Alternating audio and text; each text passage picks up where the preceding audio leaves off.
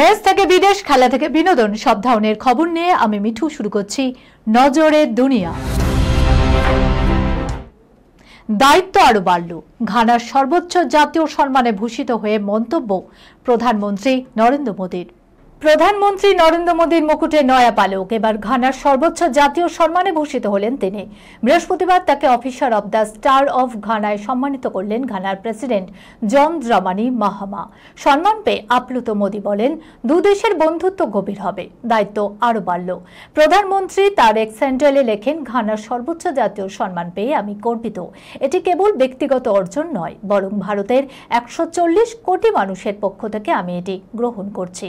একই সঙ্গে তিনি বলেন, ভারত ঘানার দ্বিপাক্ষিক সম্পর্ক আরো গভীর হবে। এই সম্মানের পর দায়িত্ব আরো বাড়ল।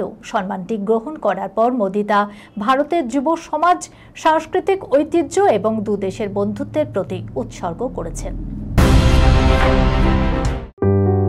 সুনির্ণয় imaging centre private limited advance প্যাথোলজিতে thalassaemia screening, large size biopsy setup সহ সমস্ত পরীক্ষা, echocardiography, foetal echocardiography, CT scan, CT guided FNAC, 4D USG guided FNAC, endoscopy, colonoscopy, uroflowmetry, spirometry, colour Doppler, digital X-ray, তাছাড়াও সমস্ত বিশেষজ্ঞ চিকিৎসকদের পরিষেবা একই ছাদের তলায় নিয়ে হাজির সুনির্ণয়।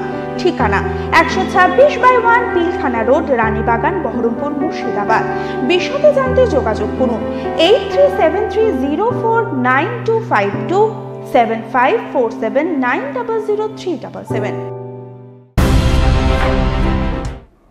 ওয়াশিংটন যাওয়ার পথে ফের বিপত্তি, যান্ত্রিক ত্রুটির জেরেই বাতিল এয়ার ইন্ডিয়ার বিমান। ফের বিভ্রাট, আবারও নাম জড়ালো এয়ার ইন্ডিয়ার। যান্ত্রিক ত্রুটির জেরে এবার মাঝপথেই বাতিল হয়ে গেল দিল্লি থেকে ওয়াশিংটনগামী বিমান। জ্বালানি ভরার জন্য অস্ট্রেলিয়ার রাজধানী ভিয়েনাতে অবতরণের পরই উড়ানটিকে বাতিলের সিদ্ধান্ত নেওয়া হয়। মঙ্গলবার রাতে দিল্লি থেকে আমেরিকার ওয়াশিংটনের উদ্দেশ্যে রওনা দিয়েছিল বিমানটি। মাঝে জ্বালানি ভরার জন্য সেটি ভিয়েনাতে অবতরণ করে। সূত্রে খবর, এরপরে উড়ানটিতে কিছু যান্ত্রিক গোলযোগ চোখে পড়ে বিমান কর্মীদের। নিরাপত্তার কথা মাথায় রেখে বিমানটিকে বাতিল করার সিদ্ধান্ত নেওয়া হয়েছে।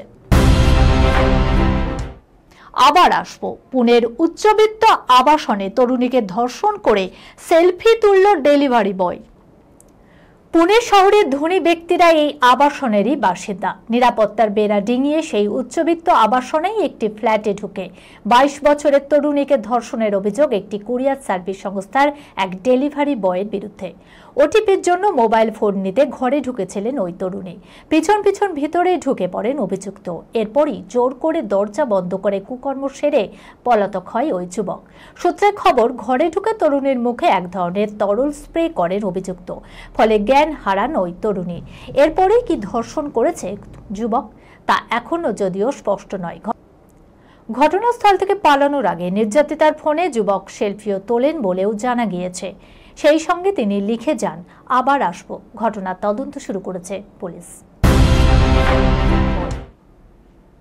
শৌচাগারে লুকিয়ে মহিলা সহকর্মীর ভিডিও রেকর্ড, গ্রেপ্তার তথ্য প্রযুক্তি কর্মী।